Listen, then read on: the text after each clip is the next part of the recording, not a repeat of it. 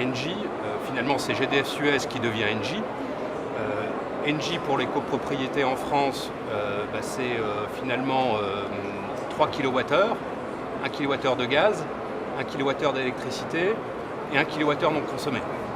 Donc notre métier historique, effectivement, c'est la fourniture d'énergie, de gaz et d'électricité aux copropriétés. Donc, ce qui nous permet d'avoir accumulé plus de 50 années d'expertise autour de l'achat d'énergie et nous voulons en faire profiter les copropriétés. Donc aujourd'hui, Engie propose aux copropriétés des prix en gaz et en électricité parmi les plus compétitifs du marché. Pour cela, on s'appuie sur notre réseau commercial en France qui accompagne au quotidien l'ensemble de nos clients en copropriété pour profiter au mieux des opportunités d'achat d'énergie sur les marchés. Ça, c'était notre premier métier, parce que le prix de l'énergie n'est qu'une réponse que très partielle à la performance énergétique des copropriétés. Notre métier est aussi d'accompagner plus largement les copropriétés sur l'ensemble des composantes de la transition énergétique. Donc la performance énergétique, ça commence notamment par la répartition des frais de chauffage et l'individuation de la facturation quand la copropriété est en chauffage collectif.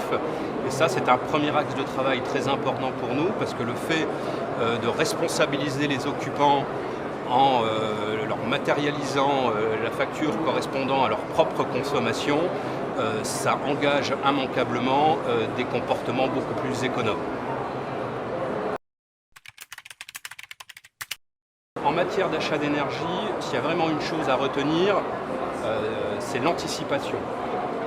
Vraiment, n'attendez pas la dernière minute avant de renouveler vos contrats ou de les renégocier. Le maître mot, c'est vraiment anticipation. Il faut vraiment s'y prendre à l'avance pour pouvoir effectivement profiter au mieux des opportunités de marché. Et vraiment, il faut retenir que bien acheter l'énergie, c'est l'acheter au bon moment. Voilà. Et ça, toutes les équipes d'Engie disposent de tout l'outillage nécessaire pour accompagner les copros et les conseiller en mettant en place des suivis d'intérêt pour leur permettre d'aller saisir sur les marchés les prix cibles et qui correspondent en tout cas au niveau de charge qu'elles souhaitent maîtriser sur le poste de chauffage. Alors en matière de performance énergétique, parce que là j'étais sur l'achat d'énergie, je pense que c'est de se faire une idée globale des potentiels d'économie qu'on peut trouver sur l'ensemble des caractéristiques du bâtiment de la copro. Donc pour se faire cette idée globale et savoir comment structurer un plan de travaux cohérent, Engie a développé un outil qui s'appelle Energy Starter, qui est le premier simulateur d'économie d'énergie en ligne, entièrement gratuit pour les copropriétaires. Ça leur permet de trouver une première ébauche et d'identifier les pistes d'économie potentielles sur les différents postes de travaux dans la copropriété.